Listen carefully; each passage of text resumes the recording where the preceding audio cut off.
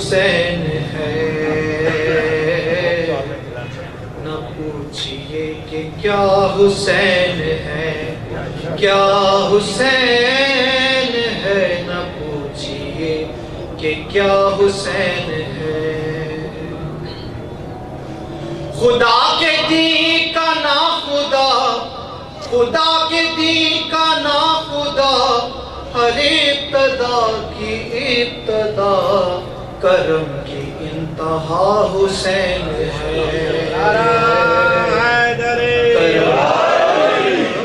حسین ہے، کیا حسین ہے، نہ پوچھئے کہ کیا حسین ہے۔ کرے جو کوئی ہم سری، کسی کی کیا مجال ہے، جہاں میں ہر لحاظ سے حسین بے مثال ہے۔ یہ ہو چکا ہے فیصلہ، یہ ہو چکا ہے فیصلہ، نہ کوئی دوسرا خدا، نہ کوئی دوسرا حسین ہے، نہ کوئی دوسرا حسین ہے، کیا حسین ہے، نہ پوچھئے کہ کیا حسین ہے۔ اور کرو گے گر مخالفت غم حسین کی یہاں، وہ حشر ہوگا حشر میں کہ الحفیظ و علامہ، جہاں بھی چھپنے جاؤ گے، جہاں بھی چھپنے جاؤ گے، کہیں پہ بچ نہ پاؤ گے، کہ ہر جگہ میرا حسین ہے، کہ ہر جگہ میرا حسین ہے، نہ پوچھئے کہ کیا حسین ہے۔ خدا کے دین کا نا خدا، ہر ابتدا کی ابتدا، کرم کی انتہا حسین ہے، کرم کی انتہا حسین ہے، کیا حسین ہے، نہ پوچھئے کہ کیا حسین ہے۔ اور یہی میرا سکون ہے، یہ میری عز و شان ہے، یہ مجھ سے ہے میں اس سے ہوں، یہ میرا جسم و جان ہے۔ رسول حق ہے کہہ رہے، رسول حق ہے کہہ رہے، سنے یہ ہر کوئی سنے، میرا عطا پتا حسین ہے، میرا عطا پتا حسین ہے، کیا حسین ہے، نہ پوچھئے کہ کیا حسین ہے۔ خدا کے دین کا نا خدا، ہر ابتدا کی ابتدا، کرم کی انتہا حسین ہے، کرم کی انتہا حسین ہے، ہاں حسین ہے، نہ پوچھئے کہ کیا حسین ہے۔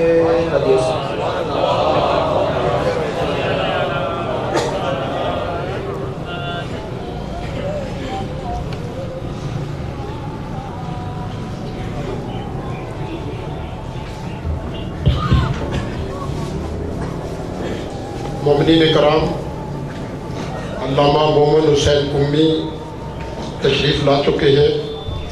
جو حضرات پیچھے سے تشریف لا رہے ہیں ان سے گزارش ہے کہ جلدی جلدی 1-2 منٹ کے وقفے میں آگے آ جائیں، تاکہ دوران مجلس آپ کی نقل و حرکت سے ڈسٹربنس نہ ہو۔ برائے خوشنودی محمد و آل محمد صلوات۔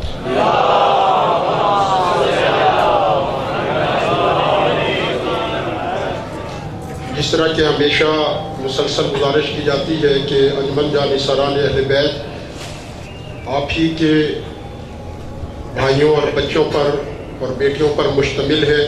اس کے 2 ونگز ہیں, شعبہ خواتین اور بچوں کا بھی شعبہ ہے. کوشش ہماری یہ رہتی ہے کہ درسگاہ حسینی سے فقط 10 دن ہی استفادہ نہ کیا جائے بلکہ زندگی کے ہر گوشے کو حسینیت کے نور سے منور کرنے کے لیے سارا سال مختلف تقریبات کا, دروس کا بچوں کے لیے بھی اور بچوں کے لیے اہتمام کیا جاتا ہے. یہاں پہ اس عشرے کے ساتھ ساتھ ڈسٹرکٹ ڈیل راولپنڈی میں بھی گزشتہ 30 برس سے عشرے کا, چہلم کا, امیر علیہ السلام کی عزا کا اہتمام کیا جاتا ہے. اور ہمارے لیے بہت حوصلے کی بات ہے, اطمینان کی بات ہے کہ یہاں تو آپ کو آزادی ہے کہ آپ مختلف مقامات پہ اپنے چوائس کے ذاکرین اور علماء سے مستفید ہوتے ہیں.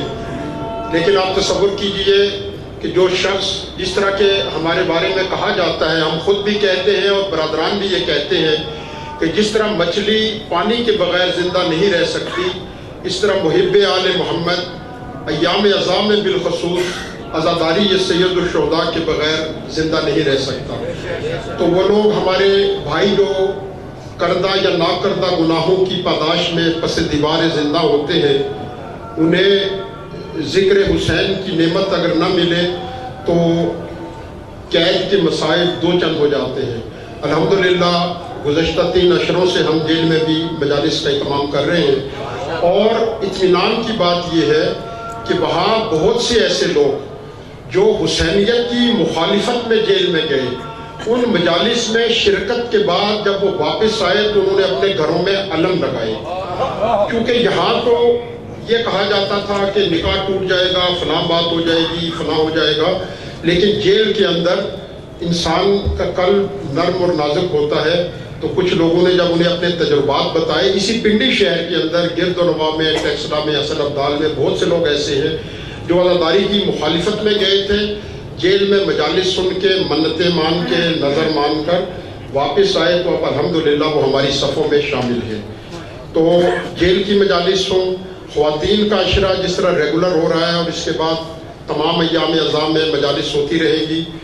G62 میں سفر کے آخری 5 دن مجالس عزا کا اہتمام کیا جاتا ہے. اور اس کے علاوہ جلوسوں میں اندر مہندی کا جلوس, عاشور کا جلوس, اربعین کا جلوس, عزائے امیر المومنین کا جلوس, ان تمام میں انجمن کی طرف سے سبیلوں کا اہتمام کیا جاتا ہے. اور جس طرح کہ میں نے کل آپ سے عرض کیا تھا, آپ ہی کی نمائندگی کرتے ہوئے وہ فنڈز جو آپ پرووائڈ کرتے ہیں انہی کا ایک حصہ تبرکاً باقی جو ساتھی اپنا حصہ ڈالتے ہیں اس میں رکھتے ہوئے کربلا میں بھی جو سبیل یہاں ہمارے ساتھی لگاتے ہیں گزشتہ کئی برسوں سے, سید غلام علی زیدی, یہ حیدری صاحب بھی اس سبیل سے پچھلے سال عاشورہ محرم میں استفادہ کر آئے ہیں. تو سید الشہداء کے حرم کے سامنے بھی الحمدللہ انجمن جانصار کی طرف سے سبیل لگائی جاتی ہے. اور چھوٹی سرکار, بڑی سرکار کے علاوہ مولا کائنات کے حرم میں ایسے تبرکات پیش کیے جاتے ہیں. ان بڑی ہستیوں کی کرم فرمائی ہے کہ وہ سارا سال ڈسپلے کے لیے ایکسیپٹ بھی کیے جاتے ہیں. انجمن کے دفتر اسلامک سینٹر میں آپ وہ سرٹیفکیٹس دیکھ سکتے ہیں جو انجمن کے مختلف تبرکات وہاں پہ ایکسیپٹ کیے گئے. برائے خوشنودی محمد و آل محمد صلی اللہ علیہ وسلم.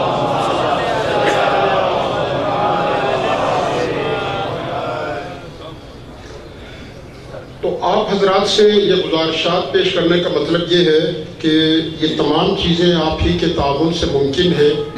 اور جس طرح کہ آئندہ آنے والے وقتوں میں ہم آپ کو بتائیں گے کہ چیلنجز بڑھتے جا رہے ہیں. گزشتہ سال ماضی میں بھی جتنے ڈیساسٹرز ہوئے, میاں والی میں ہوا, ثانیہ شاہی نجف ہوا, مختلف جگہوں پہ راولپنڈی کے مومنین کی نمائندگی کرتے ہوئے ہم نے وہاں کے مومنین کے ساتھ اس سلسلے میں بہت تعاون کیا. اور پچھلے سال تو خود راولپنڈی ایک بہت بڑی سازش کی زد میں آیا. مختصراً عرض یہ ہے کہ اس وقت 88 حضرات وہ ہیں جن پر مقدمات براہ راست ہیں, 76 کی ضمانت کرائی جا چکی ہے, اور بہت سے لوگ ایسے ہیں جنہیں حکومت نے اپنی ٹیکنیکل وجوہات یا سرخ فیتے کی بنا پر اشتہاری قرار دیا ہوا ہے, جس میں ایسے شرفاء بھی شامل ہیں جن کے بارے میں تصور بھی نہیں کیا جا سکتا کسی طرح کی بات کا، اور بہت سے لوگ جن کا وہاں پہ موجود ہونا ممکن ہی نہیں تھا۔ مثلاً ایک صاحب ایسے بھی ہیں کہ جو آج سے 10 برس بیشتر اللہ کو پیارے ہو چکے ہیں، ان کا نام بھی FIR اور اشتہاروں میں داخل ہے۔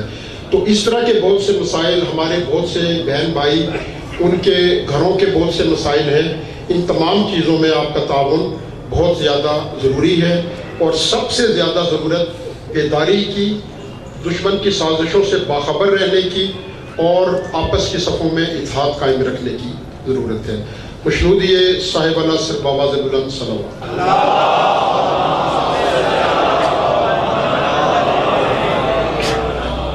میں انتہائی ادب کے ساتھ ملتمس ہوں علامہ مومن حسین قمی سے کہ جو بر وقت تشریف لائے تھے، صرف آپ حضرات کی آمد کے لیے یہ 2-4 منٹ کی ہم نے تاخیر کی، زیب ممبر ہو کے قبلہ محمد و آل محمد علیہ السلام کے فرامین اور اپنا موضوع اطاعت رسول، اور جو کچھ بھی ہے یقیناً جب خدا نے کہا ہے کہ اطاعت رسول میں ہی سب کچھ ہے، تمام اطاعتیں اسی سے لیتے ہیں، اس موضوع سے ہمیں مستفیض فرمائیں۔ اور آپ حضرات کے لیے پھر عرض ہے کہ مومنات کے لیے قائم آل محمد اسلامک سینٹر پی 829 سیٹلائٹ ٹاؤن میں روزانہ 11 بجے دن ریگولر مجالس کا انعقاد ہوتا ہے۔ مشنودی صاحب اللہ صرف آواز بلند صلوات۔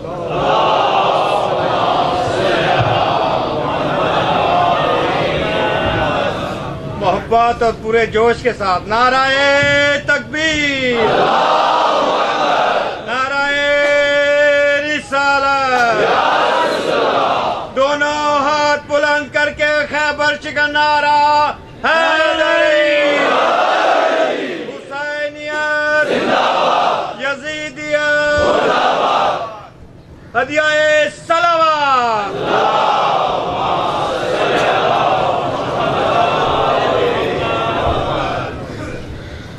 ماشاءاللہ لا حول ولا قوة الا باللہ العلی العظیم۔ اعوذ باللہ من الشیطان الرجیم، بسم اللہ الرحمن الرحیم۔ الحمد للہ الواحد الأحد والفرد الصمد الذي لم يلد ولم يولد ولم يكن له كفوا أحد، والصلاة والسلام على أول العدد والعبد المؤيد والرسول المسدد والمحمود الأحمد، حبیب الہ العالمین وبالقاسم محمد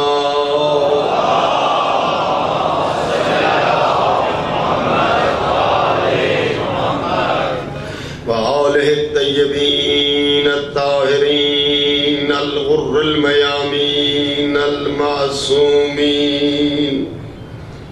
ولعنۃ اللہ علی اعدائہم من الآن إلى قیام یوم الدین۔ رب اشرح لی صدری ویسر لی امری واحلل عقدۃ من لسانی یفقہوا قولی، اما بعد فقد قال اللہ تبارک و تعالی فی کتابہ المجید وفرقانہ الحمید۔ بسم اللہ الرحمن الرحیم، وما اتاکم الرسول فخذوہ وما نہاکم عنہ فانتہوا واتقوا اللہ ان اللہ شدید العقاب۔ صلوات۔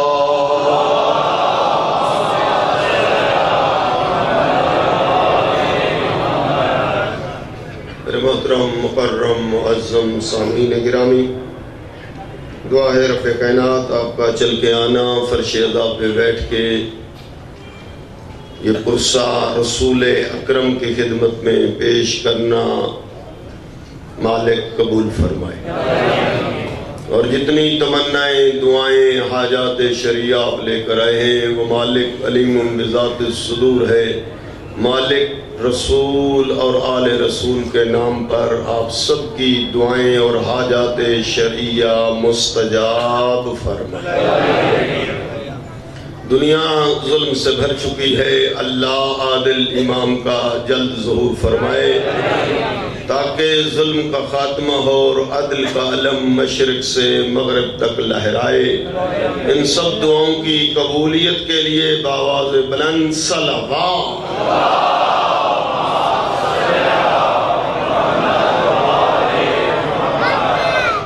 کافی دوستوں نے، بزرگان نے، سادات نے، غیر سادات نے میرے ذمہ دعائیں لگائی ہیں، اور وہ نام نہیں لیے جا سکتے، زیادہ ہیں۔ دعائیں کی درخواستیں کرنے والے مالک جانتا ہے، اور وہ آپ سے امین کہلوانے کی آرزو رکھتے ہیں، لہذا اللہ ان کی دعائیں بھی مستجاب فرمائے۔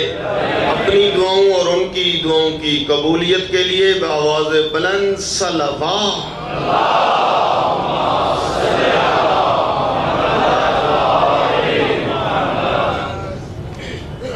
عشرہ محرم الحرام کی یہ دوسری مجلس، جس میں اطاعت رسول عنوان سخن ہے اور موضوع ہے پیغمبر کی اطاعت،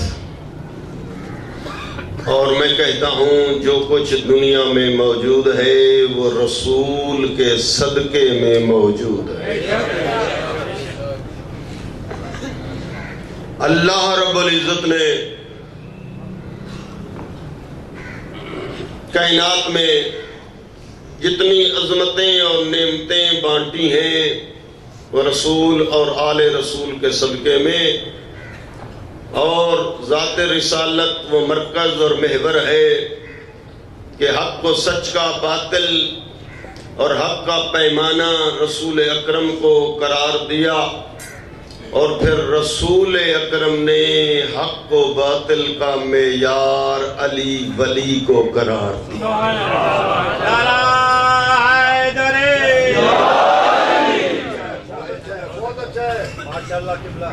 اور اس سلسلے میں گفتگو جاری ہے اطاعت رسول کے عنوان سے۔ اللہ نے واجب قرار دیا وما آتاکم الرسول فخذوہ، ذات رسالت جو کچھ آپ کو دیں وہ لے لو، اور ذات رسالت جس سے روکیں اس سے رک جاؤ۔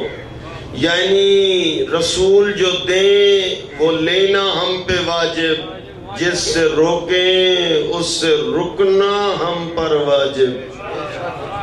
کیوں؟ اس لیے کہ آپ جانتے ہیں کہ ایک امر ہے، اور اس امر کی دلالت جو ہے وہ وجوب پہ ہے۔ وما آتاکم الرسول فخذوہ، یہ خضوع جو ہے امر ہے، اور امر وجوب پہ دلالت کرتا ہے، اور آگے نہیں ہے جس سے رسول روکیں اس سے رکنا جو ہے وہ واجب ہے۔ کیوں؟ اس لیے کہ اگر رسول کے حکم کی مخالفت کی جائے تو حرمت کا ارتکاب ہو جاتا ہے، یعنی اس آدمی نے حرام فعل کیا، رسول کے حکم کی مخالفت کی۔ کیوں؟ اس لیے کہ ایمان کا محور بھی رسول کے حکم کے سامنے سر جھکانے کو کہا گیا، کہ رسول نے جو جو فیصلے کیے ہیں، جہاں جہاں کیے ہیں، وہ امور دنیاوی کے متعلق ہیں یا امور اخروی کے متعلق ہیں، وہ دین کے متعلق ہیں، اور دین میں وہ اصول کے متعلق ہیں یا وہ فروع کے متعلق ہیں۔ آپ کو سمجھ آئیں یا نہ آئیں، آپ کو ماننا پڑے گا۔ اس لیے تو قرآن نے ببانگ دوہل یہ اعلان کر دیا وما کان لمؤمن ولا مؤمنہ اذا قضى اللہ ورسولہ امرا، جب اللہ اور اللہ کا رسول کوئی فیصلہ سنا دیں تو کسی مومن کو، کسی مومنہ کو یہ حق نہیں پہنچتا کہ رسول کے حکم کے سامنے چون چراں کریں۔ اگر مومن رہنا ہے، اگر اپنے ایمان کو برقرار رکھنا ہے، اور اگر کوئی رسول کے حکم کے سامنے جی چوں چراں کرے قرآن یہ کہتا ہے وہ کل بھی کھلی گمراہی میں تھا، وہ آج بھی کھلی گمراہی میں ہے، وہ زندگی بھر کھلی گمراہی۔ لہذا آئیے، کل میں نے عرض کیا تھا کہ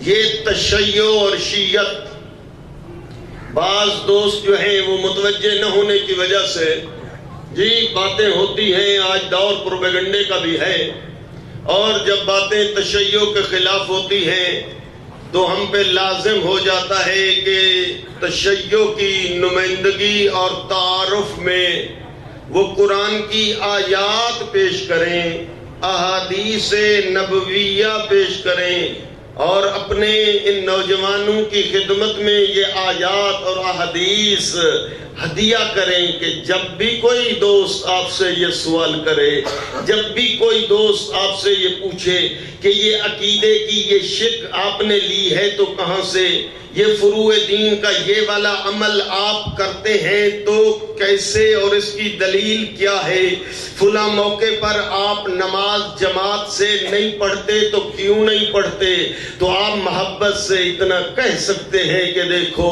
یہ افتخار ہے تشیع اور شیعت کو کہ ہمارے اصول ہوں یا ہمارے فروع ہوں، ہمارا عقیدہ ہو یا ہمارا عمل ہو، اس کا ثبوت، اس کا برہان یا اللہ کا قرآن ہے یا مصطفیٰ کا فرمان ہے۔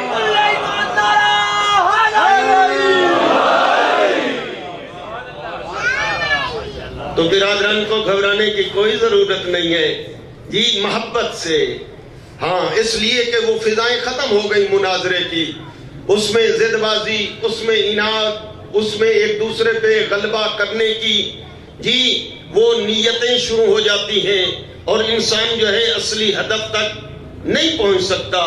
علماء تو صرف مساجد میں تقریر کریں گے، علماء تو امام بارگاہوں میں یہ دلیلیں پیش کریں گے، لیکن آپ نوجوانوں پر لازم ہے کہ اگر کوئی آدمی دلیل پوچھ رہا ہوتا ہے تو وہ دلیل آپ پیش کر سکتے ہیں اپنی محفلوں میں، آپ ہی ان کو قانے مطمئن سیٹسفائز کر سکتے ہیں کہ آؤ یہ ہمیں افتخار ہے کہ دین میں ہم نے کسی چیز کو شامل نہیں کیا، دین ہم نے نہیں بنایا، دین بنانا اللہ کا کام ہے، دین سنانا اور پہنچانا یہ رسول اللہ کا کام ہے، اور دین کو قیامت تک حفاظت کرنا علی اور اس کے 11 بیٹوں کا کام ہے۔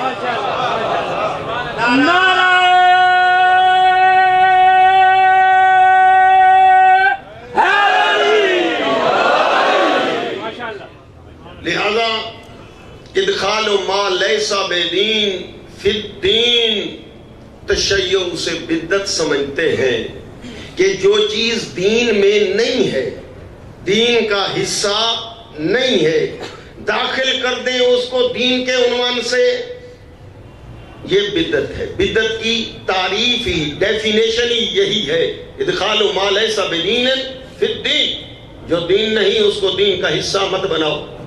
یہی وجہ ہے کہ یہ آپ سر اونچا کر کے جی پورے عالم اسلام کو محبت سے سنا سکتے ہیں کہ اگر تشیع کے خلاف کوئی بات ہوتی ہے تو دلیل ہمارے پاس موجود ہوتی ہے۔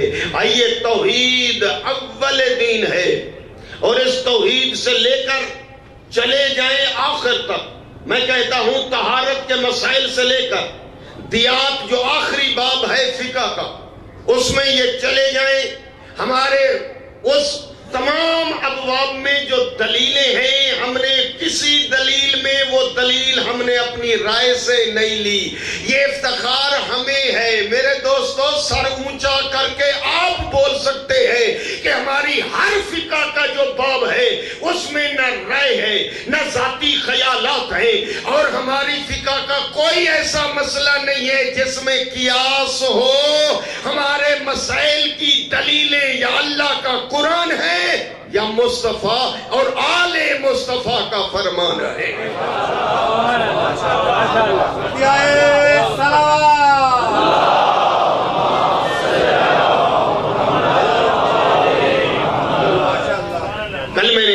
تھا آپ کی خدمت میں کہ آئیے امامت یہ تشیع نے اس باب کو نہیں کھولا.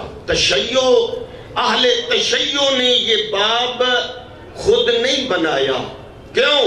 اس لیے کہ دین حضرت آدم سے لے کر حضرت عیسیٰ تک جتنے انبیاء آئے اسلام کی تبلیغ اور ترویج کے لیے سب مبلغ اسلام تھے، لیکن ان کی امتوں نے وہ دین بدل دیے اور ان امتوں میں اختلاف اور فرقے وجود میں آ گئے.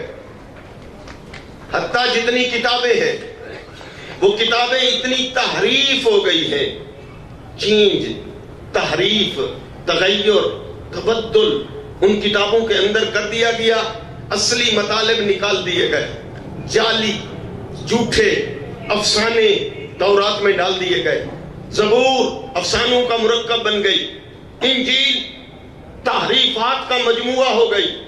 اصلی احکام خداوندی تورات خدائی کتاب، انجیل خدائی کتاب، انجیل الہی کتاب، لیکن وہ بدل ڈالی گئی. یہی وجہ ہے کہ خطرہ تھا کہ یہ کوئی قرآن کریم کو بھی تبدیل نہ کر دیا جائے. کیوں؟ اس لیے کہ سابقہ امتوں کا ریکارڈ موجود، اور اسی طرح سابقہ امتوں میں فرقے وجود میں آ گئے. حتیٰ عقائد بدل دیے گئے. توحید کے متعلق ایسے جھوٹے خیالات اور شرک کی باتیں ڈال دی گئی ان ادیان میں جی. اور اسی کے ساتھ فرقے آ گئے. حضرت موسیٰ کی امت کے 71 فرقے ہو گئے اور حضرت عیسیٰ کی امت کے 72 فرقے ہو گئے. اور میرے نبی نے فرمایا ستفترق امتی 73 فرق. نبی کے سینے میں کتنا درد ہوگا جب یہ حدیث ارشاد فرما رہے ہوں گے. فرماتے ہیں میری امت کے بھی 73 فرقے بن جائیں گے. میری امت بھی بٹ جائے گی 73 فرقوں میں. کلہم فی النار الا واحدہ، ایک کے علاوہ سب جہنم میں جائیں گے. اب گویا یہ سارا منظر رسول اکرم اپنی آنکھوں سے دیکھ رہے ہیں. اللہ رب العزت جو علام الغیوب ہے وہ جانتا ہے کہ دین کو آخری دین، آخری نبی، اور اس کو بھی کہیں تبدیل نہ کر دیا جائے. یہی وجہ ہے کہ وہ انتظام کیا کہ ایسا انتظام ہونا چاہیے کہ جس انتظام کی وجہ سے یہ دین میں تبدیلی نہیں ہونی چاہیے. جیسے دین نبیوں کے سلطان نے دیا ہے یہ دین آخر تک رہ جائے. اس کا انتظام کیا ہونا چاہیے؟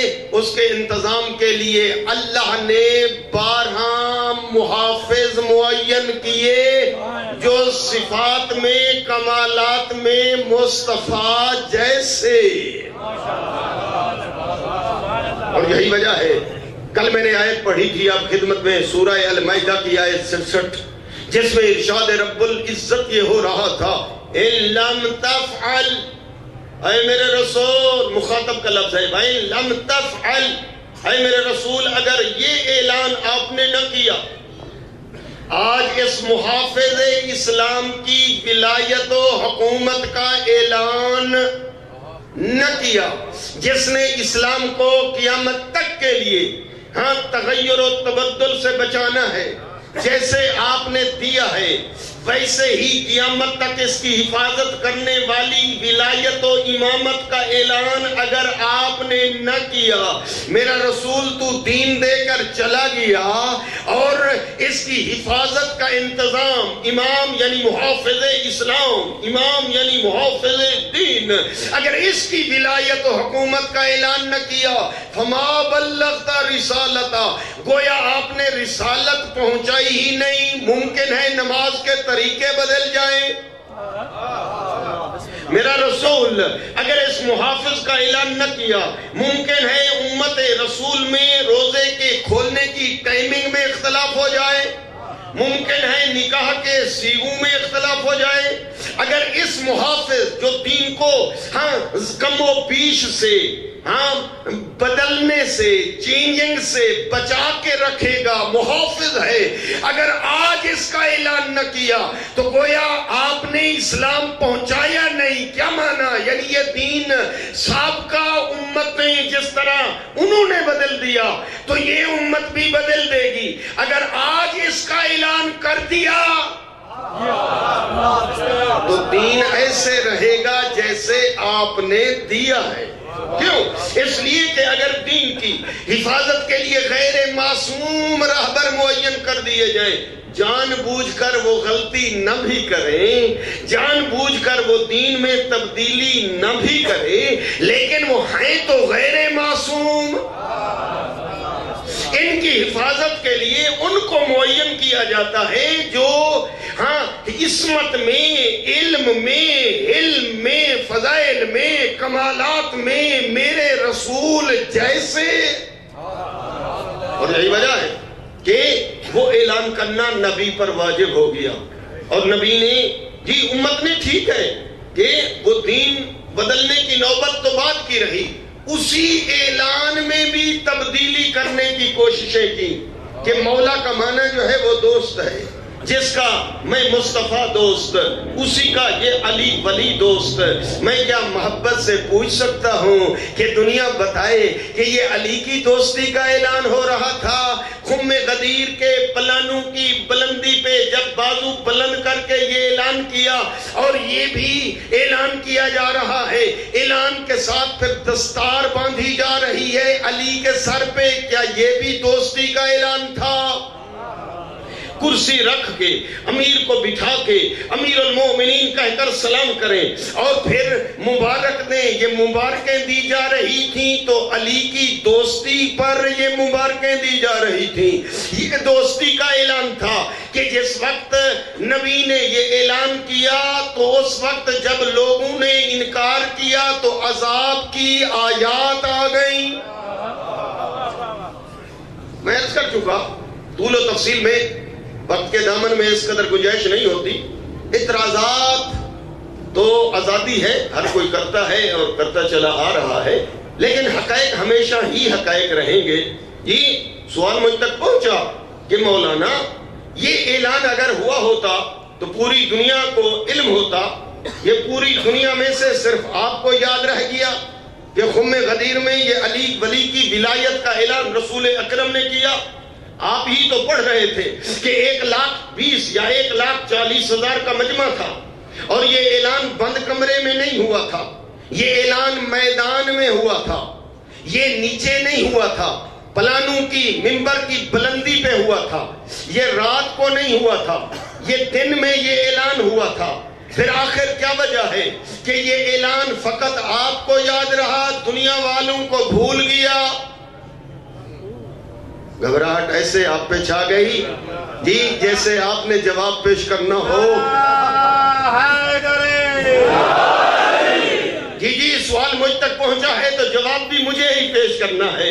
ہاں صرف آپ کی توجہ کی ضرورت ہے اور جواب پیش کرنا چاہتا ہوں۔ اگر کسی سائل کا سوال آیا بھی ہے تو بالکل اس سوال کو سننا بھی چاہیے اور اس کانے اطمینان والا جواب جو ہے وہ پیش بھی کرنا چاہیے، لیکن میں اس کے سوال کو بھی واضح کرنا چاہتا ہوں، توڑ موڑ کے گول کر کے اس کے کوئسچن کو نہیں پیش کرنا چاہتا۔ بالکل سائل کے سوال کو ابھی بھی آخر تک سمجھے۔ ہاں سوال اور کوئسچن یہ ہے، یہ اعلان کوئی بند کمرے میں ہوا نہیں، میدان میں، رات کو ہوا نہیں، دن میں، 2-4 افراد میں نہیں، 1,40,000 کے مجمع میں۔ ہاں آیات اتری، نبی نے سنایا، سب نے سنا۔ پھر یہ کیسے ہو سکتا ہے کہ صرف آپ کو یاد رہے اور باقی دنیا کو بھول جائے؟ تو یہ ہو ہی نہیں سکتا۔ تو آئیے سوال آ گیا ہے تو میرے اوپر لازم ہو گیا ہے اس کا جواب دینا۔ آئیے محبت سے پوری توجہ سے، جوان متوجہ ہے اور ہدیہ کرنا چاہتا ہوں جواب۔ ہاں دوستو بزرگان موجود ہیں، سرپرستی کریں، جملہ جواب کے طور پہ عرض کروں کہ دیکھیں نبی نے اپنی زندگی میں سب سے زیادہ کام کون سا کیا جس کو کثرت سے میرے رسول نے انجام دیا؟ وہ سارے دین میں سے کون سا کام ہے جس کو نبی نے تکرارن کثرت سے متواتر انجام دیا؟ آپ سب جواب، بالکل آپ کا جواب ٹھیک ہے، نماز۔ روزہ پورے سال میں 1 مہینہ، حج لوگوں پہ واجب ہے تو پوری زندگی میں 1 دفعہ جی، لیکن ایک نماز ہے جس کو تکرارن، جس کو متواتر دن میں 5 دفعہ، اور پڑھتے بھی تھے، پڑھاتے بھی تھے، سمجھاتے بھی تھے اور فرماتے بھی تھے، سلو کما رأیتمونی اصلی، او میرے کلمہ گو ایسے پڑھو جس طرح میں محمد پڑھ رہا ہوں۔ اب متوجہ ہیں تو میرا ساتھ دیجئے گا، دن میں میرے رسول نے کتنے دفعہ نماز پڑھی، پڑھائی، دکھائی، سمجھائی اور یاد کرائی؟ 5 دفعہ پریکٹیکلی جماعت کرائی میرے نبی نے جی، پیچھے کھڑے ہو کر لوگوں نے نماز سیکھی بھی، پڑھی بھی اور یاد بھی کی، پریکٹیکلی شکل میں رکوع، سجود، تشہد، قیام، یہ ساری چیزیں رسول اکرم کی ذات سے انہوں نے سیکھی۔ تو نبی نے دن میں 5 دفعہ نماز پڑھی، پڑھائی، تو مہینے میں میرے نبی نے کتنی نمازیں پڑھی، پڑھائیں؟ ذرا دے دیں گے 30 کے ساتھ 5 کو تو جواب آ جائے گا۔ بالکل ٹھیک ہے آپ کا جواب جی، 150 دفعہ۔ ذرا توجہ دیں، جواب دینا چاہتا ہوں اس کوئسچن کا جو ابھی آپ پہنچا، کہ ذرا بتائیں کہ یہ اعلان، تو اس اعلان کے حوالے سے گفتگو، نبی نے 150 دفعہ نماز مہینے میں پڑھائی جی، اور پھر سال میں کتنے دفعہ؟ 150 آپ نے کہہ دیا 1 مہینے میں جی، تو پھر 12 سے ضرب دے دیں جی، بالکل 1800، 1800 دفعہ رسول اکرم صلی اللہ علیہ وآلہ وسلم نے اپنے پیاروں کو نماز پڑھائی۔ سرکار نے خود پڑھی، امت نے پیچھے پڑھی اور فرماتے بھی رہے، یہ حدیث یاد رہے، یہ حدیث ہے میرے نبی کی، سلو نماز پڑھو کما رأیتمونی اصلی، جس طرح تم دیکھ رہے ہو اور میں مصطفیٰ پڑھ رہا ہوں ایسے پڑھو۔ نبی نے دن میں 5 دفعہ پڑھی، پڑھائی، مہینے میں 150 دفعہ، سال میں 1800 دفعہ، اور کم از کم کتنے سال؟ 23 سال۔ مکے میں کتنے سال؟ 13، مدینے میں 10، 23 ایئرز، 23 سال میرے نبی نے نماز پڑھی، پڑھائی، دکھائی، سمجھائی اور فرمائی، سلو کما رأیتمونی اصلی، ایسے پڑھو جس طرح میں پڑھ رہا ہوں۔ اب حساب آپ نے کر لیا، مجھے بتا دیں کہ دن میں 5 دفعہ آپ نے یاد کر لیا، مہینے میں 150 دفعہ آپ نے مجھے بتا دیا، سال میں جی 1800 دفعہ، تو 23 سالوں میں کتنا جی؟ 41,400 دفعہ۔ آخر تک جملہ پہنچنا چاہیے میرے دوستو، بزرگان موجود، 41,400 دفعہ، 1 دفعہ نہیں، 1000 نہیں، 10,000 نہیں، 41,400 دفعہ ہمارے رسول مقبول نے اپنے پیاروں کو، اپنی امت کو نماز پڑھائی، دکھائی، سمجھائی، یاد کرائی، لیکن امت کو ہو گیا نسیان، امت کو ہو گئی فراموشی، فارگٹن، بھول کی بیماری، اور امت کو یہ بات یاد نہ رہی کہ نبی نے نماز یوں پڑھی یا یوں پڑھی یا یوں پڑھی۔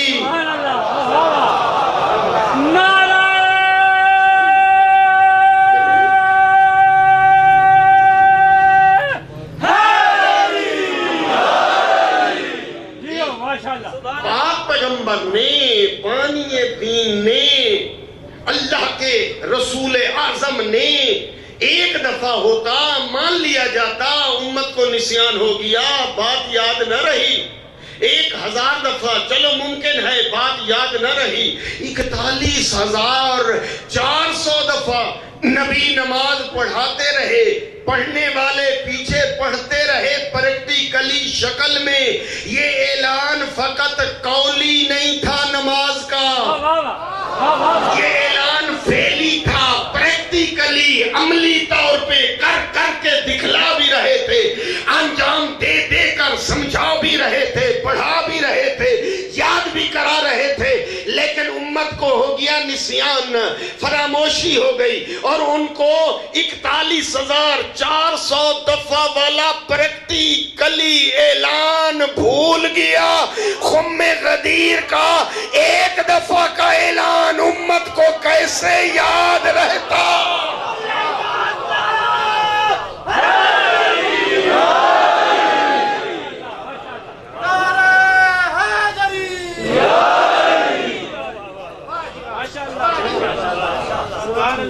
کیوں؟ اس لیے کہ طریقہ تو وہی اپنانا ہے۔ اب میں وہ آپ کی اسٹڈی پہ چھوڑتا ہوں کہ نبی نے نماز کیسے پڑھی، وہ آپ خود برگردانی کریں، کتابیں موجود ہیں، حدیث موجود ہیں، نبی کا ایک ایک عمل جو ہے وہ کتابوں کے اندر درج ہے کہ نبی نے نماز کیسے پڑھی۔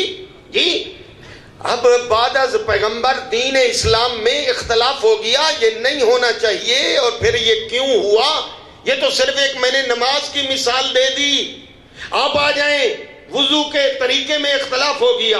اگر 5 دفعہ جو ہے وہ نماز، تو دن میں 5 دفعہ وضو، مہینے میں 150 دفعہ وضو امت نے کیا، 1800 دفعہ سال میں وضو کیا، سنت نمازوں کے لیے کیا وہ تو ایک علیحدہ، مستحب اعمال کے لیے وضو کیا تو وہ ایک علیحدہ۔ میں کہتا ہوں کم از کم واجب نمازوں کے لیے جو وضو کیا، ہاں سال میں 1800 دفعہ، 23 سالوں میں 41,400 دفعہ امت نے وضو کیا، پھر بھی امت بھول گئی کہ پاؤں کا مسح کرنا ہے یا پاؤں کو دھونا ہے۔ جو 41,400 دفعہ کا پریکٹیکلی عمل بھول سکتی ہے، وہ خم غدیر کا ایک دفعہ کا اعلان کیسے یاد رکھ؟ آئیے، یہی حال ہے باقی شریعت کا۔ جی یہی وجہ ہے کہ اللہ کے رسول نے یہ اللہ کے حکم سے معین کیا کہ دین اسلام کا محافظ فقط معصوم، سبحان اللہ، نبی کی جگہ پر وہ جو نبی جیسا ہو، علم میں بھی عصمت میں بھی۔ اور معاف کر دینا یہ جملہ ناگوار نہ گزرے، یہ اللہ نے یہ اختیار اپنے حبیب رسول کے حوالے بھی نہیں کیا کہ میرا رسول تو اپنی مرضی سے جس کو چاہے انتخاب کر دے، نہیں، فرمایا کہ یہ انتخاب کرنا میں اللہ کا کام ہے، ہاں اعلان کرنا تیرا کام ہے، بنانا میرا کام ہے، دکھانا تیرا کام ہے۔ یہی وجہ ہے قرآن بھی سنو، حدیث بھی پڑھو، قرآن کہتا ہے انی جاعل فی الارض خلیفہ، ہم کہ میں بنانے والا ہوں۔ نبی کہتے ہیں انی تارکن، میں تمہیں دینے والا ہوں۔ کبھی نبی نے نہیں فرمایا میں بنانے والا ہوں۔ بنانا کام صرف اللہ کا، دکھانا اور سمجھانا کام رسول اللہ کا۔ اور پھر وما آتاکم الرسول کتنا اہم ہے، یہ کتنا لازم ہے کہ رسول کے دیے ہوئے کو لے لو، اور اگر نہ لو تو پھر کیا ہوگا۔ آئیں سلسلے کو آگے بڑھا دیتا ہوں کہ آئیے جب میرے رسول یہ اعلان خم غدیر میں کرنے کے بعد 3 دن کے بعد منزلیں طے کرتے ہوئے آپ پہنچے مدینے۔ اب چونکہ وہاں رکے رہے خم غدیر میں، اب منزلیں معین تھیں، فلاں دن چلیں گے مکے سے فلاں منزل، اس منزل سے چلیں گے فلاں منزل، اور فلاں روز آپ پہنچیں گے مدینے میں، لیکن تاخیر ہو گئی۔ جب تاخیر ہو گئی تو اب سوال تھا ہر پیچھے رہ جانے والے کا حاجیوں سے، بتائیے کہ آپ تاخیر سے کیوں آئے؟ آپ نے تو فلاں دن پہنچنا تھا، آپ دیر سے کیوں آئے؟ ہر حاجی، ہر نمازی، ہر غازی کے زبان پہ یہ جملہ تھا کہ خم غدیر میں نبی نے علی ولی کی ولایت کا اعلان کیا۔ سبحان اللہ، یہ قافلہ حاجیوں کا وہاں رکا رہا، پھر دستار بندی ہوئی، پھر کرسی پہ علی کو بٹھا کر مبارک بادیاں ہوئیں، ایسے ہوا، یوں عمل ہوا۔ ہاں جب یہ باتیں سنائی گئیں اس وقت تاریخ نے لکھا کہ اس وقت حارث بن نعمان فہری آیا، یہ بحر کا رہنے والا ہے، اپنے اونٹ پہ سوار ہے، مدینے آیا ہے، مسجد نبوی کے بہر اپنی اونٹنی یا اس اونٹ سے اترا ہے، اور اس اترنے کے بعد اونٹ کو مسجد کے بہر بٹھایا اور اس کی مہار جو ہے گھٹنے کے ساتھ مضبوطی سے باندھ کر اب مسجد میں وہ داخل ہوا۔ آتے ہی سلام کے بعد اس نے ایک جملہ کہا، اور وہ جملہ یہ تھا، دیکھ کر کہتا ہے یا رسول اللہ، آپ نے یہ اعلان جو خم غدیر میں کیا ہے اپنی طرف سے کیا ہے یا اللہ کی طرف سے؟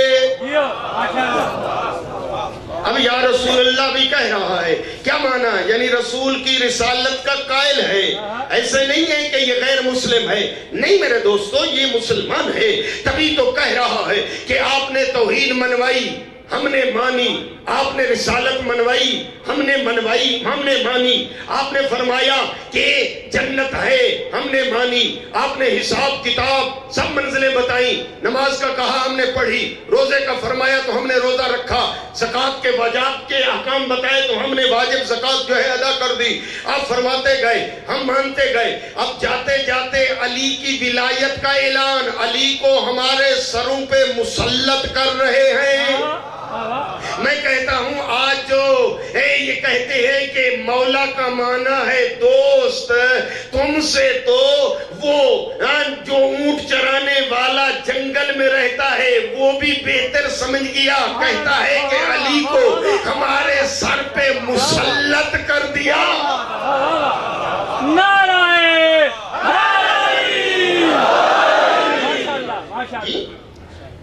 اور دیکھ کر جب یہ اعلان کیا، اب بات آخر تک پہنچ گئی کہ یہ وہ آدمی ہے کہ یہ اللہ کا منکر نہیں ہے، اللہ کو مانتا ہے، نبی کا منکر نہیں ہے، نبی کی نبوت کا قائل ہے، قیامت کا انکاری نہیں ہے، قیامت کا قائل ہے، نماز کا تارک نہیں ہے، نمازی ہے، روزے دار ہے، اعمال اس کے باقی سب ہے، عقیدے کی باقی منزلیں ہیں، اعمال بھی ٹھیک، دامن خالی ہے تو صرف ولایت علی سے۔ اور اس وقت یہ جملہ کہتا ہے کہ یہ اعلان اگر آپ نے اپنی طرف سے کیا ہے تو میں نہیں مانتا، اور اگر یہ اعلان اللہ کی طرف سے کیا ہے تو اللہ میرے اوپر عذاب نازل کرے، جیسے اس نے کہا کہ عذاب نازل کرے، ادھر آسمان سے ایک کنکر پتھر جو ہے گرا، سر پہ لگا، یہ فنار و سقر ہو گیا۔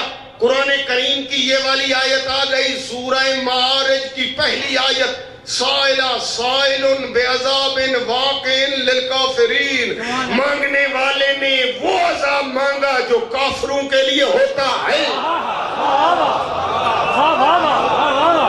لیس لہو دافع، پھر وہ بچ نہ سکا، جی اس نے عذاب مانگا، جی اطاعت رسول کے مقابلے میں آیا، حکم رسول نہ مانا، ہاں ادھر اس نے عذاب مانگا اور ادھر جو ہے آسمان سے پتھر گرا، یہ فنار و سقر ہو گیا۔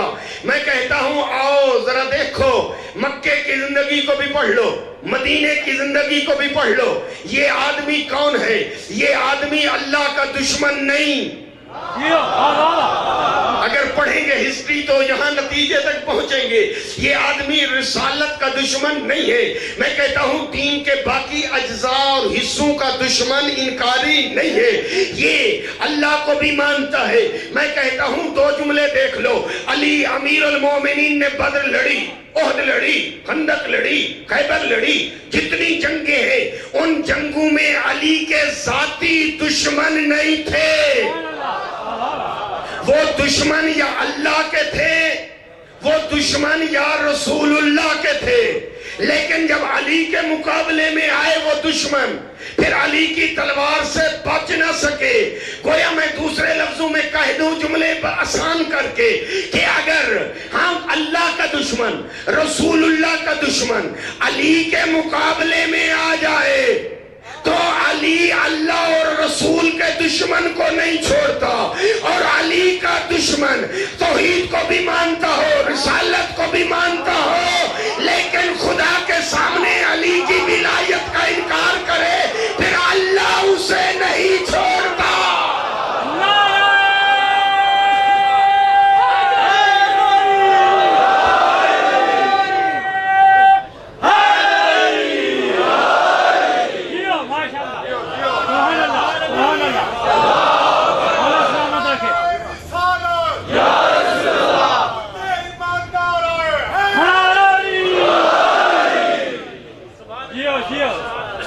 بعض دفعہ میں سوچتا ہوں جب کبھی یہ ٹاپک پڑھنے کا ہسٹری سے اور قرآن کی آیات کی تفسیر دیکھتے ہوئے اس آیت سے گزر ہوتا ہے اور پھر اس منکر پر جو عذاب آیا اس پر بھی سوچتا ہوں اللہ کے عذاب کی اقسام ہیں اور وہ سابقہ امت میں عذاب آئے وہ بھی آپ کے سامنے ہے، اس امت پہ بھی اگر کسی پہ عذاب آیا وہ بھی سامنے مختلف عذاب ہوتے ہیں۔ یوں بھی ہو سکتا تھا آسمان سے آگ گرتی یہ جل کے راکھ ہو جاتا، واہ واہ واہ، جی میں کہتا ہوں تلوار گرتی یہ کٹ کے 2 ٹکڑے ہو جاتا، زمین منہ کھولتی یہ زندہ دھنس جاتا، جی لیکن یہ عذاب نہیں، عذاب جو ہے وہ پتھر کا کیوں؟ جیو، واہ واہ، پڑھتے تو آپ سب ہیں، سنتے تو سب ہیں، مقررین کی گفتگو آپ تک پہنچ چکی، لیکن ذرا اس پہ توجہ کبھی کر لیا کریں کہ اور عذاب بھی تو پاسیبل تھا، پھر آخر وجہ کیا ہے کہ کنکر کا عذاب کیوں آیا؟ پڑھ ڈالے قرآن کریم، مثال سے واضح ہو جائے گا، پڑھو سورہ فیل، الم تر کیف فعل ربک باصحاب الفیل، اصحاب فیل پہ جو عذاب آیا وہ بھی کنکر کا، توجہ، اس منکر پہ جو عذاب آیا یہ بھی عذاب کنکر کا، وہ دشمن تھے کعبہ کے اور یہ دشمن ہے مولود کعبہ کا، فرما دیا جو عذاب کعبے کے دشمن کا ہے وہی عذاب مولود کعبہ کے منکر کا ہے، فرق یہ ہے وہاں پہ کنکری اسرائیل نے پھینکی تھی، یہاں پر کنکر جبریل نے پھینکا ہے۔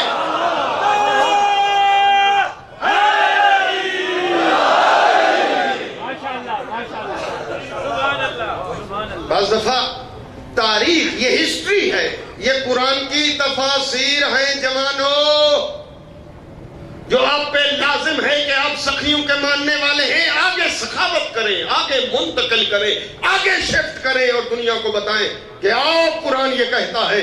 سورہ المائدہ کی آیت 67 کا کیا جواب دو گے؟ اور پھر محبت سے یہ جملے سنائے جا سکتے ہیں، وہ مناظرے کی فضائیں ختم، لیکن محبت سے یہ پیغام آگے سنانا چاہیے، پہنچانا چاہیے۔ قرآن کی اس آیت کا کیا جواب دنیا لائے گی؟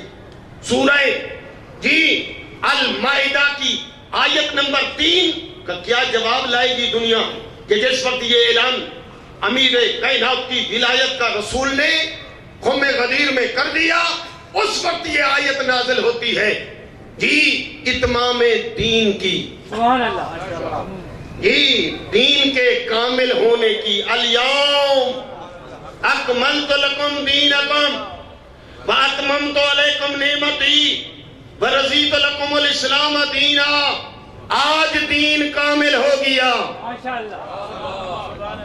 اگر یہ جملہ لے لو تو میں ہدیہ کر دوں کہ دیکھو میرے نبی نے توحید پہنچائی پر دین مکمل نہیں، عدل کے حکام بتائے پر دین مکمل نہیں، رسالت پہنچائی پر دین مکمل نہیں، قیامت کا عقیدہ بتایا پر دین مکمل نہیں، فروع دین سب بتا دیے پر دین کی تکمیل کی سند نہیں۔ میں کہتا ہوں جزیات بتائے، فروعات بتائے، بڑے مسائل بتائے پر دین مکمل نہیں۔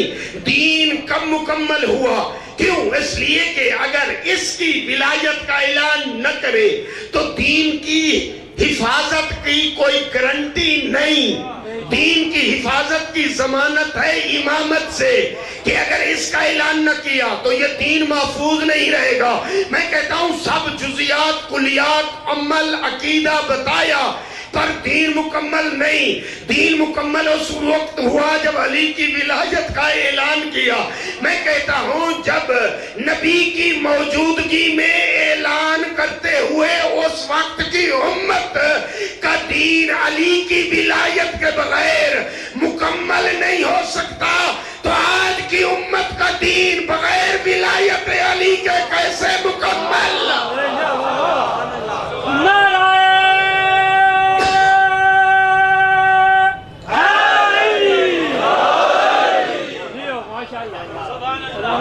تعجب ہوتا ہے۔ سلامت رہیں، سلامت رہیں۔ بعض دفعہ عالم اسلام کے بڑے بڑے مفکرین، بڑے بڑے علماء لکھنے کے باوجود کہ تو بھری پڑی ہیں واقعات سے کہ نبی نے یوں سمجھایا اور یوں کھڑے ہو کر یہ عمل، یہ سمجھانے کی کوشش میرے نبی نے کی، لکھ دیا۔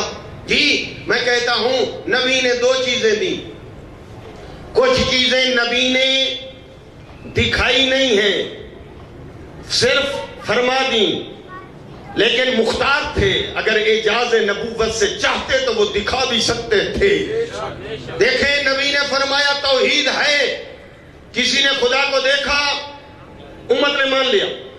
نبی نے فرمایا ملائک ہیں، فرشتوں کو کسی نے دیکھا مان لیا۔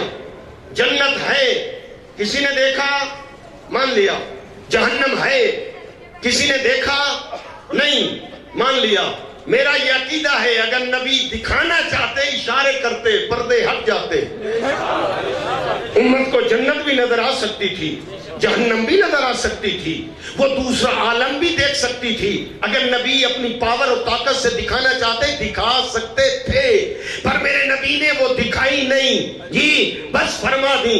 کوئی دوسرے لفظوں میں کہتا ہوں جو چیزیں نبی نے، کچھ چیزیں نبی نے چھپا چھپا کر دیں، اور کچھ چیزیں نبی نے دکھا دکھا کر دیں۔ کیا ہو گیا ہے امت پیغمبر کو؟ جو چیزیں نبی نے چھپا چھپا کر دی ہے ان کو تو لے لیا، اور جو چیزیں نبی نے اٹھا اٹھا کر دکھا دکھا کر دی وہ کیوں نہ؟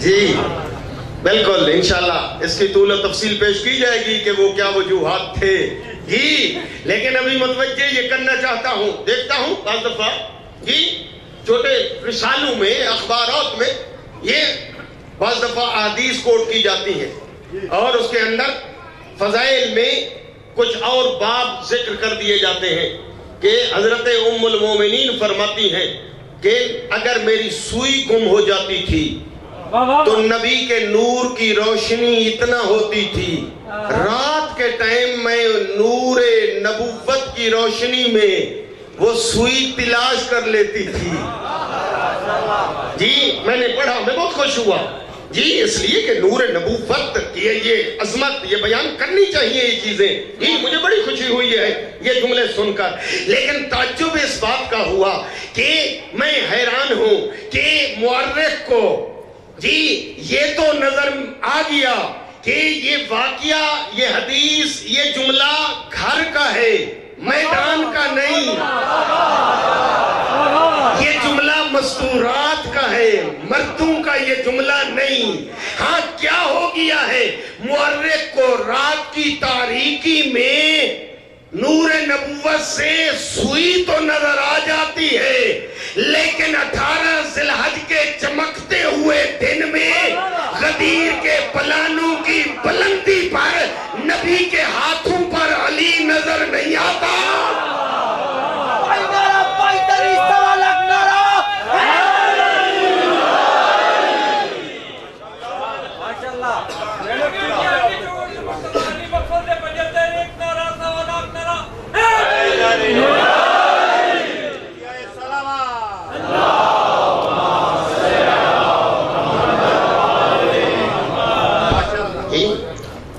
اسی جملے کو آگے بڑھاتے ہوئے میں اختتام کے قریب لے جاؤں اپنی گفتگو کو کہ دیکھیے نبی نے جتنا دین پہنچایا ہے 23 سال صرف ہوئے نبوت کی محنت مکہ اور مدینہ، لیکن تدریجاً دین پہنچا ہے۔ کیا پروگرام ہے؟ سارا دین نبی نے ایک دن ایک دفعہ پہنچا دیا؟ دفعتاً نہ، تدریجاً جی، اور جتنی چیزیں حرام ہوئی تدریجاً، واجبات آئے تدریجاً، کچھ احکام پہنچے مکے میں، کچھ احکام پہنچے مدینے میں، اس طرح تدریجاً جو ہے احکام پہنچ گئے اور دین مکمل ہو گیا۔ میں کہتا ہوں آئیں ولایت علی کے متعلق جملہ کہوں تاکہ جلدی سمجھ میں آ جائے۔ کیا پروگرام ہے؟ مکے میں رسول نے فرمایا قولوا لا الہ الا اللہ تفلحوا، سبحان اللہ، لا الہ الا اللہ پڑھو اور فلاح پا جاؤ گے۔ مکے میں رسول نے فرمایا لا الہ الا اللہ، آخر تک توجہ ہونی چاہیے۔ مکے میں فرمایا میرے نبی نے لا الہ الا اللہ، مدینے میں ارشاد فرمایا محمد الرسول اللہ، اور خم غدیر میں فرمایا علی ولی۔ ماشاء اللہ، واہ واہ واہ، نہیں، میں واضح نہیں کر سکتا، بالکل میں ہی شاید واضح نہ کر سکا۔ دیکھیں نبی نے مکے میں فرمایا لا الہ الا اللہ، اتنا واجب ہوا۔ مثلا پہلے دن اتنا واجب کیا، فرض کریں تصور کریں کہ اتنا ارشاد فرمایا، پھر اس کے بعد دوسری منزل میں فرمایا محمد الرسول اللہ، اور تیسری منزل میں فرمایا علی ولی اللہ۔ اب ذرا بتائیں، متوجہ سب ہیں، یقیناً میں مطمئن ہوں اپنی جگہ پر کہ جب نبی نے فرمایا بولو لا الہ الا اللہ، اور پھر اس آدمی نے لا الہ الا اللہ پڑھا، بس اور اس دنیا سے چل بسا۔ واہ واہ واہ، کیا بات ہے، ماشاء اللہ، ہاں اب میں دیکھنا چاہتا ہوں آپ کی سخاوت۔ سبحان اللہ، سبحان اللہ، جی نبی نے فرمایا پڑھو لا الہ الا اللہ، اس نے زبان پہ پڑھا لا الہ الا اللہ، معتقد ہو گیا، لیکن اس کے بعد جی زندگی نے مہلت نہ دی اور اس دنیا سے چل بسا۔ ذرا ارشاد فرمائیے کہاں جائیں گے وہ؟ واہ واہ واہ، واہ واہ واہ، جنت یا؟ جی ہاں بالکل ٹھیک ہے آپ کا جواب، کہ آپ کہہ رہے ہیں کہ جتنا واجب تھا، سبحان اللہ، واہ واہ واہ، جتنا حکم آیا رسول نے سنایا، اس نے مانا۔ کیا بات، ٹھیک ہے جناب، بالکل وہ جنت جائے گا۔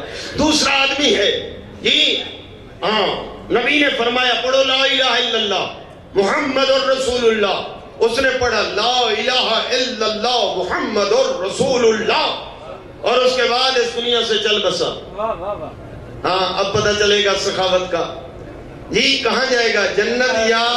جنت، بالکل جنت۔ آپ کہہ رہے ہیں جتنا رسول نے منوایا اتنا اس نے مان لیا۔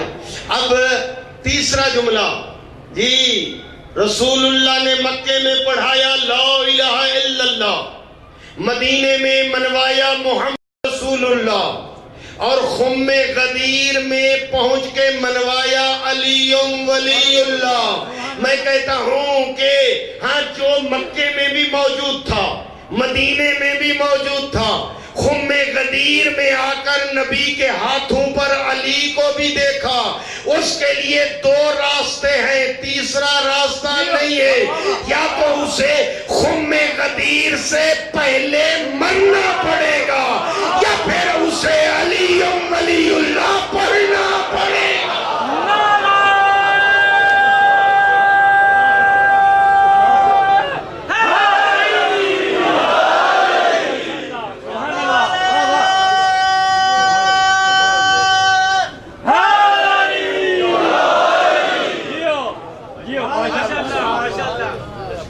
نبی علی کی ولایت منوا رہے تھے۔ ولایت کا معنی متوجہ رہے، حکومت، علی کی حکومت، کہ میرے بعد حکومت ہے تو علی کی، یعنی علی اللہ کی طرف سے حاکم، جو کہے وہ آپ کو ماننا پڑے گا۔ لہذا ہاں سب آپ علی کے مولا ہونے کا اعلان سننے کے بعد علی کو سب حاکم مانتے ہیں جی، یہاں سے لے کر آخر تک جو بھی علی امیر المومنین کو اپنا مولا بے معنی حاکم، مولا بے معنی حاکم مانتا ہے، غدیر کی یاد میں دونوں ہاتھ بلند کر کے نعرہ حیدری۔ اب میں متوجہ ہو گیا، مطمئن تھا ہی پہلے کہ آپ سب ہی علی کو اپنا حاکم مانتے ہیں۔ علی فرماتے ہیں میرے پیاروں سے کہہ دو کہ مجھے حاکم مانتے ہو تو اپنے جسم پر میری حکومت کو آنے دو۔ علی فرماتے ہیں اگر مجھے حاکم مانتے ہو تو اپنے خوبصورت چہرے پہ میری حکومت آنے دو۔ علی فرماتے ہیں من کنت مولا کے اعلان کے بعد میری حکومت کا تو قائل ہے تو پھر اپنی آنکھوں پہ میری حکومت کو آنے دے. آنکھیں ادھر دیکھیں جہاں میں راضی. زبان پہ علی کی حکومت ہونی چاہیے. زبان وہ بولے جہاں امیر راضی. کان وہ سنے جہاں امیر حاکم جو راضی بیٹھے ہیں آخر تک باواز بلند صلوات.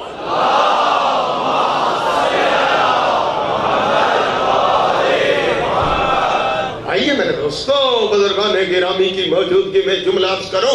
آیا ہے اتحاد سے ایک آدمی اور دیکھ کر کہتا ہے یا رسول اللہ علمنی عملا, مجھے ایک عمل تعلیم کرے, مجھے ایک ایسا عمل دے, عمل ایسا ہو جو یحبنی اللہ. جب میں عمل انجام دوں تو دنیا اللہ سے محبت کرتی ہے, پر عمل ایسا ہو کہ خود اللہ مجھ سے محبت کرے. یحبون المخلوقون.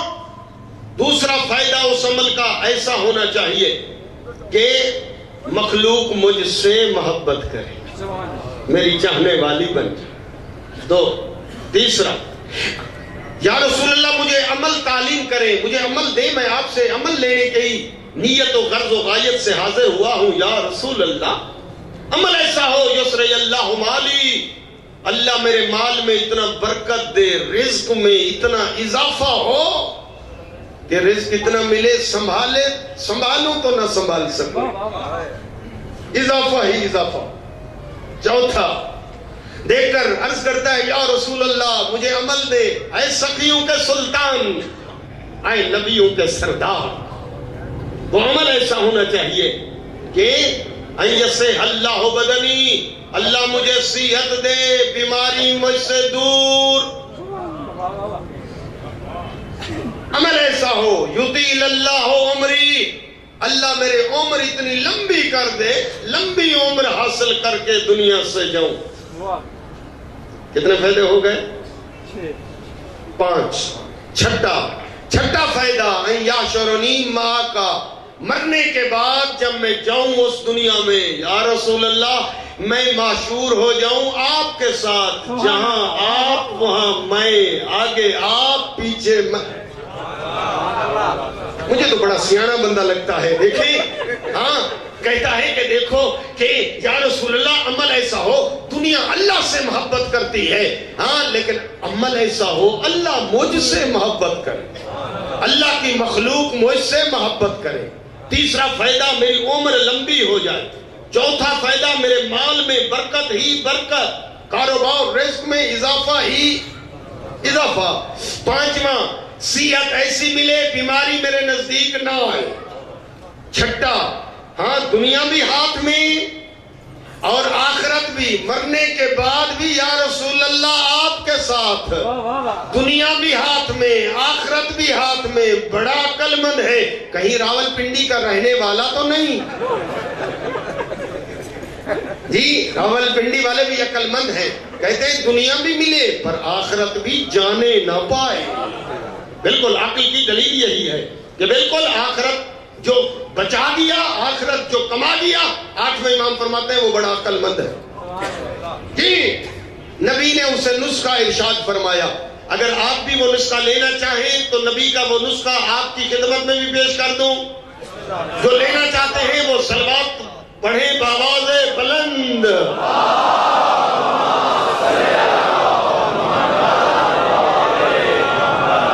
ارشاد نبوی دیکھ کر میرے نبی فرماتے ہیں او بندہ خدا دیہات سے آیا ہے اور تیرے یہ 6 سوال ہیں, ہر سوال کے لیے ایک کام کرنا پڑے گا. اس کے لیے یہ کام کر, یہ چیز تمہیں مل جائے گی. دوسرے مقصد کے لیے یہ کام کر, تمہیں یہ چیز بھی مل جائے گی. 6 چیزوں کے لیے 6 نسخے نبی نے تجویز فرمائے. پہلا نسخہ ارشاد نبوی, سرکار فرماتے ہیں بندہ خدا اذا اردت ان یحبک اللہ فخفہ واتقہ, جب تو چاہے کہ اللہ تجھ سے محبت کرے پھر جا نسخہ لکھ عمل کر, اللہ تجھ سے محبت کرے گا متقی تو بن جا، متقی تو بن جا، وعدہ ہے اللہ تجھ سے محبت کرے گا۔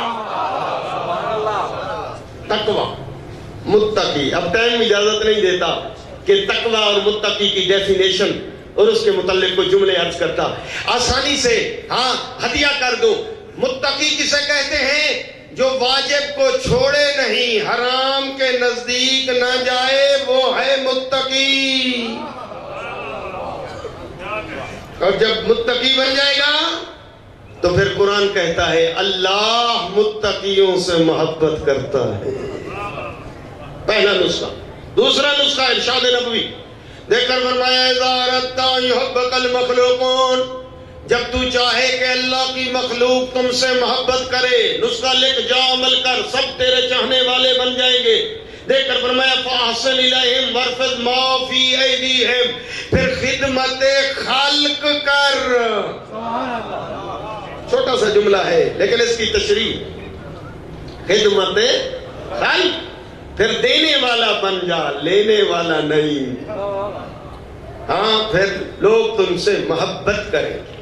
تیسرا جملہ دیکھ کر فرمایا اذا اردت ان یسری اللہ مالک، جب تو چاہے کہ اللہ تیرے مال میں برکت ہی برکت دے، تیرے کاروبار میں، تیرے رزق میں اضافہ، برکت۔ نبی فرماتے ہیں، یقین ہے نبی کے فرمان پہ ہم سب کو، فرمایا فزکے ہو، پھر حساب کر کے زکوٰۃ تو دے دے، وعدہ ہے مال بڑھے گا۔ چوتھا جملہ دیکھ کر فرمایا اذا اردت ان یصح اللہ بدنک، جب تو چاہے کہ اللہ تمہیں صحت دے، اللہ تمہیں تندرستی دے، بیماریوں سے آزادی ہو، فرمایا فاکثر من الصدقات، پھر صدقات زیادہ دے، صدقے خیرات زیادہ۔ اور اس کے بعد دیکھ کر فرمایا اذا اردت ان یطیل اللہ عمرک، جب تو چاہے تیری عمر لمبی ہو جائے، لمبی عمر، نسخہ نبی کا، فرمایا فصل ذوی ارحامک، پھر صلہ رحمی کر، رشتہ داروں سے لڑ اور جھگڑ نہیں، بلکہ وہ توڑے تو جوڑ، وہ قطع رحمی کرے تو صلہ رحمی کر۔ فرمایا تو صلہ رحمی کرنا شروع کر دے، وعدہ ہے تیری عمر بڑھے گی۔ آخری جملہ ارشاد نبوی دیکھ کر فرمایا اذا اردت ان یحشرک اللہ معی، کہ اللہ تمہیں مرنے کے بعد تجھے میرے ساتھ محشور کرے، فاتل السجود بین ید اللہ القہار، پھر رب قہار کے سامنے لمبے لمبے سجدے کر۔ وقت کے دامن میں گنجائش نہیں رہی جی، تشریح چھوڑ دی۔ میں اتنا کہنا چاہتا ہوں کہ وما آتاکم الرسول، رسول اعظم نے جو دیا وہ اگر امت نے لے لیا ہوتا، آل رسول پر ظلم کے پہاڑ نہ ٹوٹتے۔ کل میں نے عرض کیا تھا رحلت پیغمبر کے فوراً بعد مصائب شروع ہو گئے۔ واقعہ کربلا، وہ کربلا جس کے لیے طول و تفصیل پیش کرنے کی کوشش کی جائے گی، وہ وقت بھی آ گیا۔ یہ کربلا، یہ مصائب، یہ عزاداریاں، یہ پرسے جو کبھی کبھار مجالس میں آتے ہیں، وہ متوجہ رہیں کہ ہم یہ پرسہ رسول اکرم کی خدمت میں پیش کرتے ہیں۔ اس مجلس کے اصلی بانی رسول اکرم ہے۔ یہی وجہ ہے کہ جب سیدہ زہرا ایک دن عرض کرتی ہے بابا پیغمبر تشریف لائے گھر میں، تو دیکھا کہ سیدہ رو رہی ہے۔ پوچھا میری نور نظر، میری لخت جگر، کیوں رو رہی ہو؟ عرض کرتی ہے بابا میرے شکم اطہر میں جو بچہ ہے یہ میرے ساتھ باتیں کرتا ہے، اور بابا یہ مجھے جملے کہتا ہے یا اماں انا ولدک العطشان، اماں میں تیرا پیاسا بیٹا ہوں۔ بابا جان، بیوی رسول خدا کی خدمت میں عرض کر رہی ہے، بابا یہ بچہ جو میرے شکم میں ہے میرے ساتھ گفتگو کرتا ہے اور کہتا ہے انا ولدک العطشان، انا ولدک المظلوم، اماں میں تیرا مظلوم بیٹا ہوں۔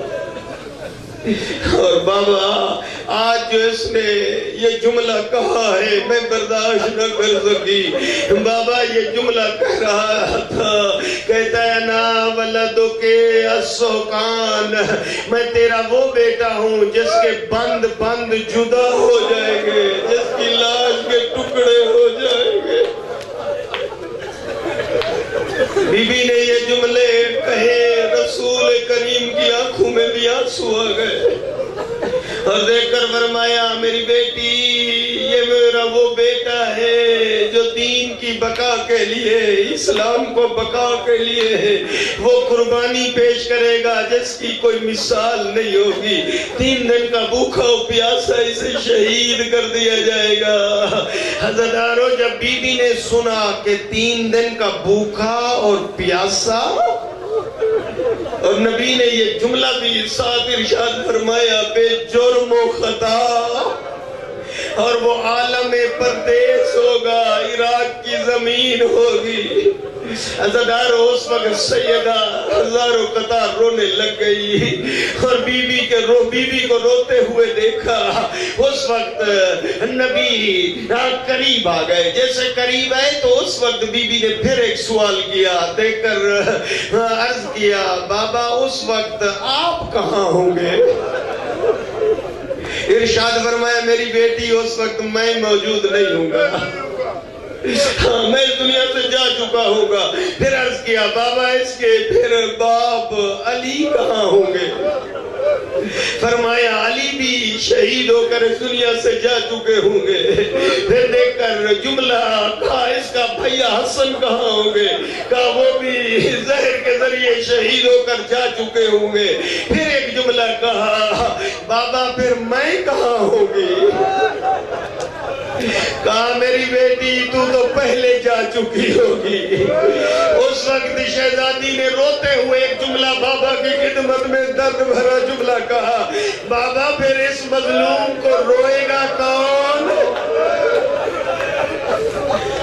اس وقت نبی فرماتے میری بیٹی اللہ ایک ایسی قوم پیدا کرے گا جو اس مظلوم کے غم میں فرش عزا بچھائے گی، جس کے جوان حسین کے جوانوں کو روئیں گے، جس کے بوڑھے حسین کے بوڑھے سپاہیوں کا پرسا مجھے پیش کریں گے، جس قوم کی خواتین تیرے حسین کی بہنوں کا پرسا مجھے پیش کریں گی۔ عزادارو اس وقت بی بی نے آنسو اپنے صاف کر کے ایک جملے کہے، کہا نانا بابا اس وقت میں ان کی شفاعت کروں گی، کہا بیٹی میں بھی ان کا شفیع ہوں گا، تیرا بیٹا حسین بھی ان کی شفیع ان کے شفیع ہوں گے، شفاعت کرنے والے ہوں گے، اور وہ قوم شفاعت کے ذریعے جنت میں داخل ہوگی۔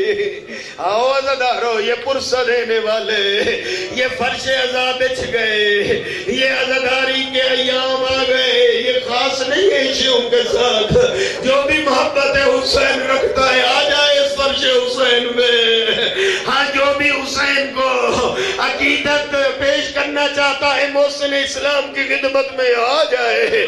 ہاں یہ پرسہ دینا رسول اکرم کی خدمت میں پرسہ ہے، اور پھر یہ کوئی احسان نہیں ہے، ہر کسی کو اپنے مقصد کی غرض اور غایت ہے، یہ کوئی احسان نہیں ہے۔ کوفے کی عورت ہے، اس کا جوان بیٹا 28 ذی الحجہ کو فوت ہو گیا، ہاں 2 دن اپنے بیٹے کے غم میں روتی رہی بیٹے کی قبر پہ، اور جیسے 28 چاند محرم کا نمودار ہوا، ہاں بیٹے کی قبر کی طرف مخاطب ہو کر کہتی ہے بیٹا چاند محرم کا ہو گیا، اب میں تجھے نہیں روتی، میں جا رہی ہوں اسے رونے جس کی لاش پہ ان کی بہنوں کو رونے دیا گیا۔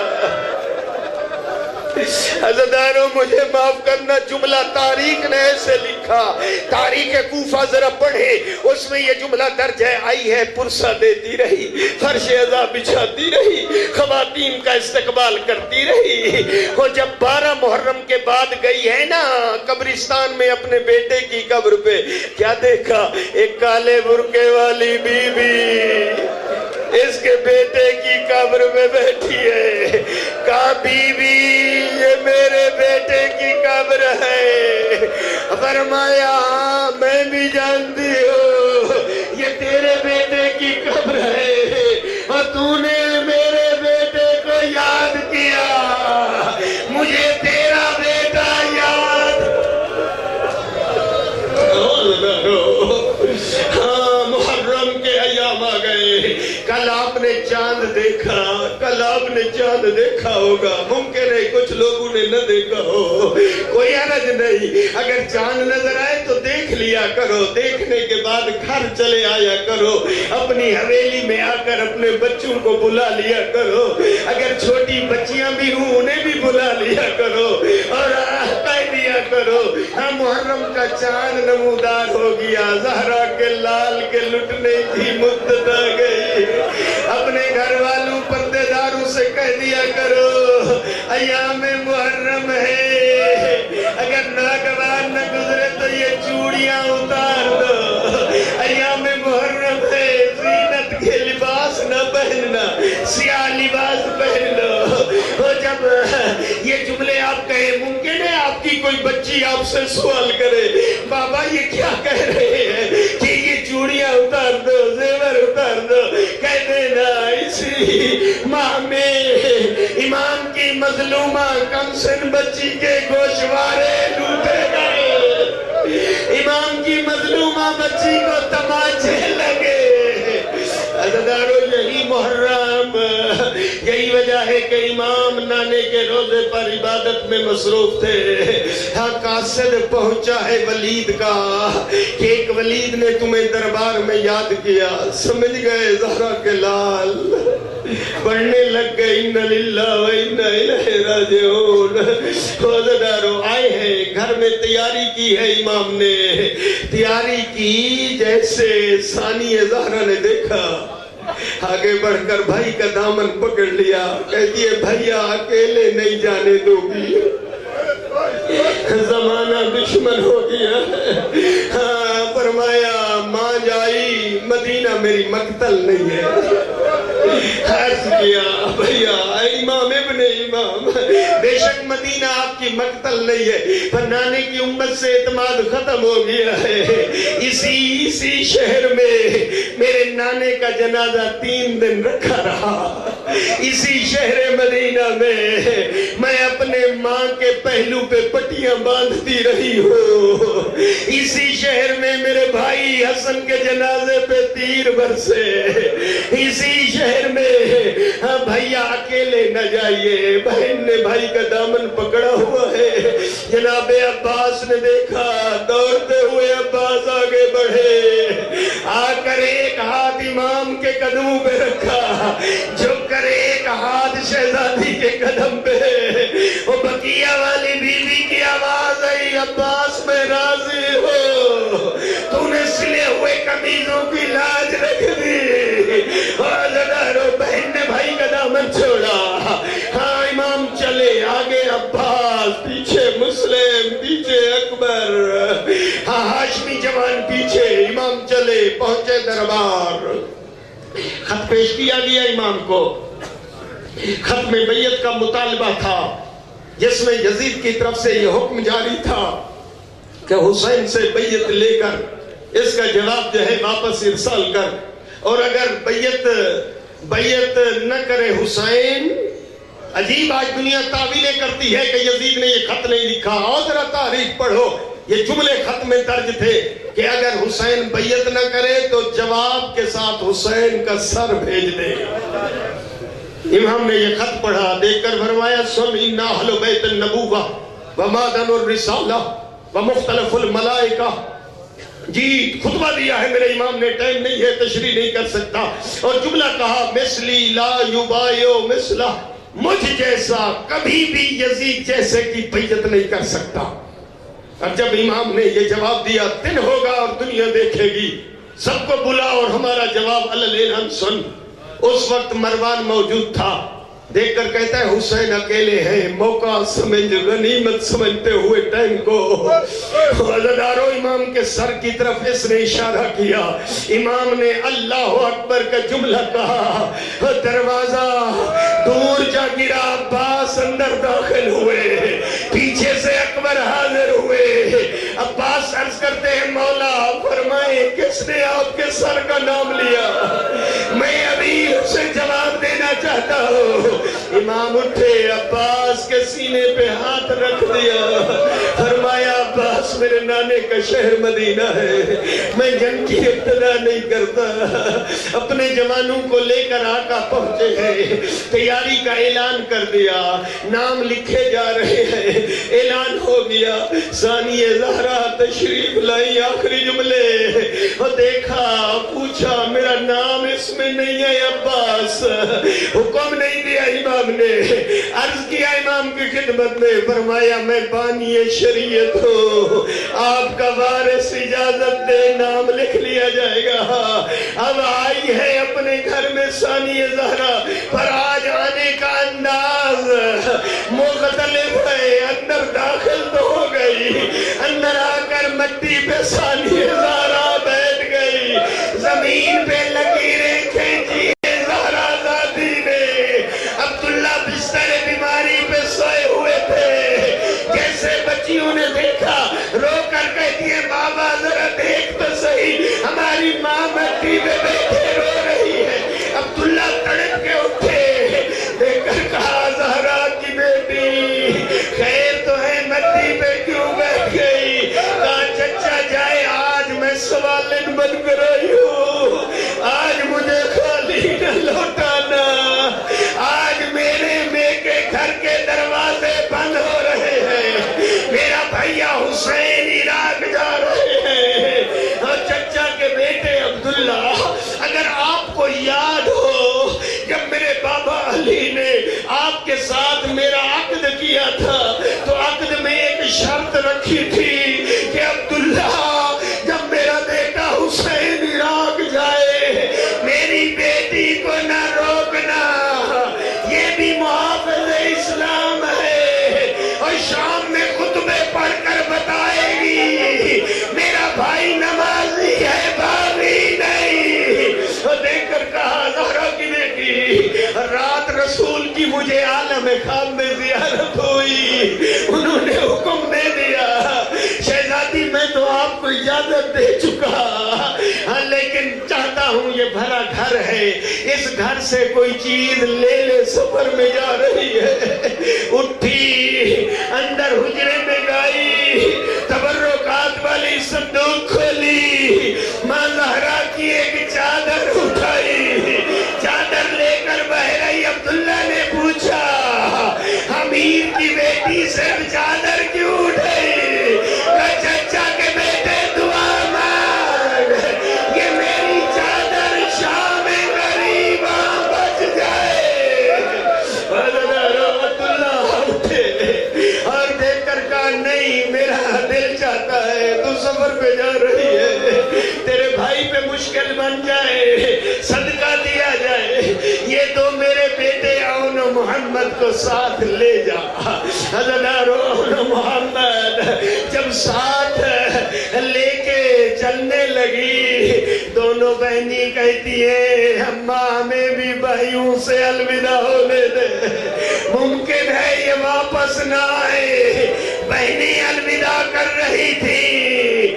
عزادارو یہ بھی وقت تھا جب شہزادی مدینے سے روانہ ہوئی، لیکن ایک وہ وقت بھی تھا جب یہ بی بی واپس مدینے آئی، کوئی اتنا اجڑ گئی تھی کہ بھائی محمد بن حنفیہ پہچان نہ سکے، جناب عبداللہ بھی نہ پہچان سکے۔ بچیاں روتی ہوئی آگے بڑھی، کہتی ہیں بابا ذرا دیکھ تو صحیح، ہماری ماں کے ہاتھوں میں رسیوں کے نشان ہے۔ بچیاں رو کر کہتی ہیں بابا